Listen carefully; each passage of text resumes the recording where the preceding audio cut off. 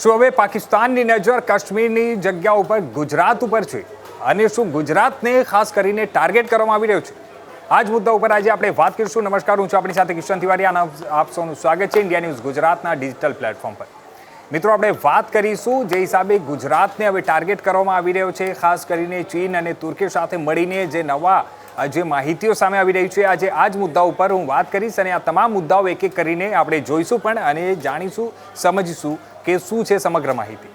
મિત્રો, આપણે વાત કરીએ તો અત્યાર સુધી કાશ્મીર મુદ્દે કેન્દ્રિત રહેલી ચર્ચા હવે ગુજરાત તરફ વળે તેવી શક્યતાઓ વ્યક્ત કરવામાં આવી રહી છે.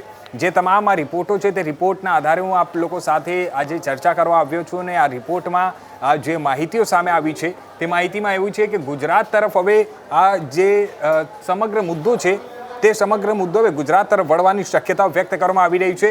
નિષ્ણાતો કહી રહ્યા છે કે પાકિસ્તાન હવે કાશ્મીરની જગ્યા ગુજરાતને ટાર્ગેટ કરી રહ્યું છે. એમાં જે ગુજરાતની વ્યૂહાત્મક સ્થિતિના કારણે રાજ્ય પર ખાસ નજર હોવાનો દાવો કરવામાં આવી રહ્યો છે. કારણ કે ગુજરાત અત્યારે સમગ્ર દેશભરમાં એક તરફ આપણે વાત કરીએ તો જેમ જેમ ધીમે ધીમે આગળ વધી રહ્યું છે અને એના કારણે જ ગુજરાતને ટાર્ગેટ કરવામાં આવી રહ્યો હોવાનો દાવો કરવામાં આવ્યો છે, નિષ્ણાતો જણાવી રહ્યા છે. આપણે આગળ વાત કરીએ તો ગુજરાત પાસે પાકિસ્તાન સાથે જમીની અને લાંબી દરિયાઈ સરહદ છે.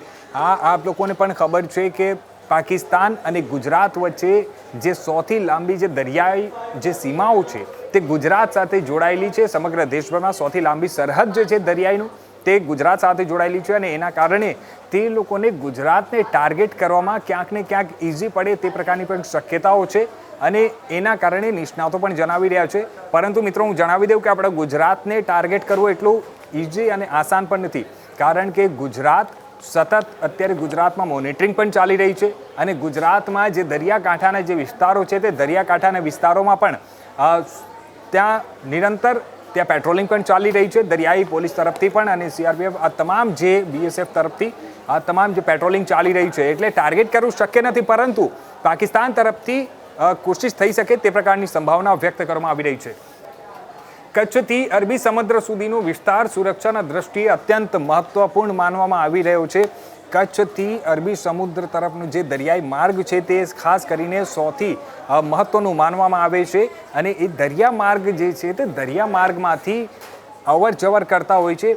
ઘણીવાર આપણે સૌએ જોયું છે કે જે હિસાબે ગુજરાતમાં મિત્રો ચરસ અને એની સાથે સાથે ડ્રગ્સ આ તમામ વસ્તુ જે દરિયાકાંઠાના વિસ્તારમાંથી જે મળી આવે છે, ગુજરાત પોલીસની સફળ કામગીરી, એટીએસની સફળ કામગીરી અને બીએસએફની સફળ કામગીરીના કારણે આ તમામ વસ્તુ મળી આવે છે. પરંતુ તે પાકિસ્તાન તરફથી ત્યાં સમયાંતરે પ્રયાસ કરવામાં આવે છે અને પ્રયાસમાં સફળ આ જ છે કે જે પ્રયાસો થઈ રહ્યા છે તે ગુજરાતને ખાસ કરીને આ જ હિસાબે ટાર્ગેટ કરવામાં આવી રહ્યો છે. હવે આપણે આ ચોથો પોઈન્ટ વિશે વાત કરીએ, જે પોઈન્ટ નંબર 4, બંદરો, રિફાઇનરીઝ જે છે તે રિફાઇનરી હબ, પેટ્રોકેમિકલ્સ પ્લાન્ટ અને ઔદ્યોગિક કોન્ડિનર અને મહત્વપૂર્ણ ઇન્ફ્રાસ્ટ્રક્ચર આ તમામ વસ્તુઓ છે જેના કારણે ગુજરાતને સંવેદનશીલ બનાવે છે.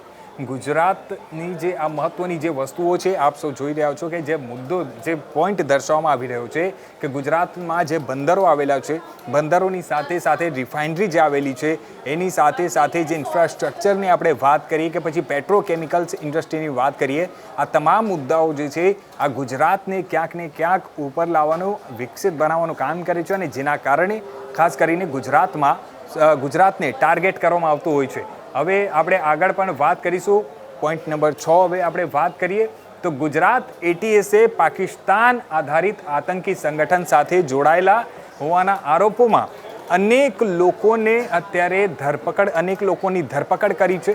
આ ધરપકડના આધારે તમામ તપાસ ચાલી રહી છે અને તપાસમાં જે પુરાવાઓ સામે આવ્યા છે તે પુરાવાઓના આધારે અત્યાર સુધી હવે આગળની તપાસ પણ હાલ ત્યાં એટીએસ તરફથી કરવામાં આવી રહી છે.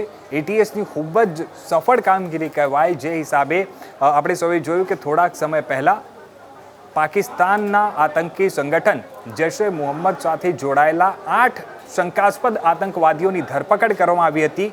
ગુજરાત અને મહારાષ્ટ્ર મધ્યપ્રદેશમાંથી 8 લોકોની જે ધરપકડ કરાઈ તેના પછી એટીએસ તરફથી આનો જે વ્યાપ છે તપાસનો વ્યાપ વધારવામાં આવ્યો અને વ્યાપ વધતા ત્યાં બીજા લોકોની પણ ધરપકડ કરાઈ હતી અને આ ધરપકડમાં જે પૂછપરછ થઈ, પૂછપરછમાં જે નવા પુરાવાઓ સામે આવ્યા, પૂછપરછ દરમિયાન જે નવી માહિતીઓ સામે આવી તેના આધારે હાલ સમગ્ર કાર્યવાહી ચાલી રહી છે. આપણે વાત કરીએ તો સુરક્ષા એજન્સીઓની સતર્કતા જે છે તે સામે આવી અને સુરક્ષા એજન્સીઓની સતર્કતાના કારણે જ ગુજરાતમાં કોઈ પણ અત્યાર સુધી મોટું નુકસાન કે મોટી કોઈ પણ પ્લાનિંગ જે છે તે સફળ રહી નથી. આપણે ગુજરાત એટીએસ, ગુજરાત પોલીસ આ તમામ વસ્તુઓ જે છે તેને ત્યાં રોકવામાં એકદમ સફળ રહી છે અને આ સફળ કામગીરી પણ કહી શકાય. આગળ આપણે વાત કરીએ હવે મુદ્દા નંબર 7 વિશે. કેન્દ્ર સરકારે ગુજરાતની સરહદ અને કોસ્ટલ સિક્યોરિટી મજબૂત કરવા માટેની કામગીરી કરી છે અને તેની સાથે કરવા માટે સતત પગલાં પણ લીધા છે. આપણે વાત કરીએ તો બીએસએફ, કોસ્ટગાર્ડ અને અન્ય સુરક્ષા એજન્સીઓ હાઈ એલર્ટ પર મૂકવામાં આવ્યા છે. આ તમામ અત્યારે હાઈ એલર્ટ પર ચાલી રહી છે. મિત્રો, જે હિસાબે આપ સૌ જોઈ રહ્યા છો, હું તમને જણાવી દઉં, આ હાઇલાઇટ પણ કરેલું છે કે કેન્દ્ર સરકારે ગુજરાતની સરહદ, કોસ્ટલ સિક્યોરિટી જે છે તે ખાસ અને આ તમામ વસ્તુઓ જે છે સતત પગલાં લીધા છે અને એ પગલાં લઈને આગળની સમગ્ર કાર્યવાહી પણ કરવામાં આવી રહી છે. બીએસએફ, કોસ્ટગાર્ડ અને અન્ય સુરક્ષા એજન્સીઓને હાઈ એલર્ટ પર પણ મૂકવામાં આવ્યો છે કારણ કે ગુજરાતમાં હવે જે હિસાબે 15મી ઓગસ્ટ આવવાની છે, દેશની સુરક્ષાને ખાસ ધ્યાનમાં રાખીને, ગુજરાતની સુરક્ષાને ધ્યાનમાં રાખીને હાઈ એલર્ટ પર મૂકવામાં આવ્યો છે અને હવે જે દરિયાઈ વિસ્તારોમાં ખાસ કરીને ત્યાં કોસ્ટલ જે પોલીસ છે, કોસ્ટલ પોલીસનું પણ અત્યારે પેટ્રોલિંગ સતત વધારી દેવામાં આવ્યો છે, જેના થકી આવનારા સમયમાં કોઈ પણ જાતની કોઈ પણ મહત્વપૂર્ણ નુકસાની ન થાય. પોઈન્ટ નંબર 8ની આપણે વાત કરીએ તો 8માં શું છે, મહત્વના જે અમુક મુદ્દાઓ છે તે હું આપ લોકો સાથે જણાવી દઉં કે ગૃહમંત્રી અમિત શાહે કચ્છની જે સરહદીય વિસ્તાર છે તે કચ્છની સરહદ વિસ્તારની મુલાકાત લઈને સુરક્ષા વ્યવસ્થાને હજુ મજબૂત કરવા માટેની તેમણે વાત કરી છે અને મજબૂત કરવા માટે તેમણે પગલાં પણ લીધા છે. વ્યવસ્થાની સમીક્ષા પણ કરી છે. ખાસ કરીને આ મહત્વની વાત છે, ઘૂસણખોરો સામે ઝીરો ટોલરન્સની નીતિ અપનાવવા માટે તેમણે નિવેદન પણ આપ્યું છે. પાકિસ્તાનમાંથી જે હિસાબે સમયાંતરે પાકિસ્તાનમાંથી જે લોકો ઘૂસણખોરી કરતા હોય છે, આ ઘૂસણખોરીને રોકવા માટે અને ઝીરો ટોલરન્સની નીતિ અપનાવવા માટેની જે વાતને પણ તેમણે ખાસ ભાર મૂક્યો છે અને આવનારા સમયમાં કોઈ પણ જાતનો ટોલરન્સ સહન નહીં કરવામાં આવે તે પણ આપણા દેશના ગૃહમંત્રી અમિત શાહે ખાસ જણાવ્યું છે. હવે આગળ આપણે વાત કરીએ તો જે ઝીરો ટોલરન્સ પછીની નવમો જે આપણો મુદ્દો છે, નવમા મુદ્દા વિશે આપણે વાત કરીએ તો ભારતે આંતરરાષ્ટ્રીય મંચો પર પાકિસ્તાન પર સરહદ પારના આતંકવાદને પ્રોત્સાહન આપવાનો જે આરોપ લગાવ્યો છે. આપણા જે ભારત દેશ છે તે ભારત દેશમાંથી આપણા દેશના વિદેશ મંત્રી આપ સૌ જોઈ રહ્યા છો તે હિસાબે ભારતે આંતરરાષ્ટ્રીય મંચો ઉપર પણ પાકિસ્તાન પર સરહદ પારના આતંકવાદને પ્રોત્સાહન આપવાનો ત્યાં આરોપ લગાવ્યો છે અને દુનિયાને જણાવ્યું સત્ય, આતંકવાદ સામે ભારત અડગ છે. એટલે ભારત તરફથી એક જ નિયમ છે, ફક્ત એક જ વસ્તુ કે ટોલરન્સ ઝીરો હોવો જોઈએ. અમે કોઈ પણ વસ્તુને ચલવી લેશું નહીં અને જે પણ કાયદાકીય પગલાં હશે તે અવશ્ય લેવાશે. કાશ્મીર જે છે તે ભારતનો અભિન્ન હિસ્સો છે, ભારતનો અભિન્ન ભાગ છે અને હતો અને આગળ પણ રહેશે. તે પ્રકારે આપણા દેશના જે ગૃહમંત્રી અમિત શાહ તરફથી પણ સદૈવ કહેવામાં આવી છે. તેમણે સંસદમાં પણ કીધું હતું અને સંસદની સાથે સાથે તેમણે આ તમામ વસ્તુઓ કીધું છે. એક ભારત સુરક્ષિત ભારતનું તેમણે એમને નારો આપ્યો છે અને એની સાથે જણાવી દઈએ કે આતંકવાદ સામે ભારત અડગ રહેશે તે પ્રકારનું આંતરરાષ્ટ્રીય મંચ ઉપર પણ તેમને માહિતી આપી છે. હવે જે આ તમામ મુદ્દાઓ હતા અને મુદ્દાઓમાં હું આપ લોકો સાથે વાત કરી રહ્યો હતો. હવે આપણે વાત કરીએ સૌથી આખરે આનું શું નિષ્કર્ષ છે, શું મહત્વની વાત છે તે તમામ હું તો આપ લોકોને જણાવી દઉં. શું ખરેખર ગુજરાતને નિશાન બનાવવા માટે કોઈ મોટો પ્લાન છે?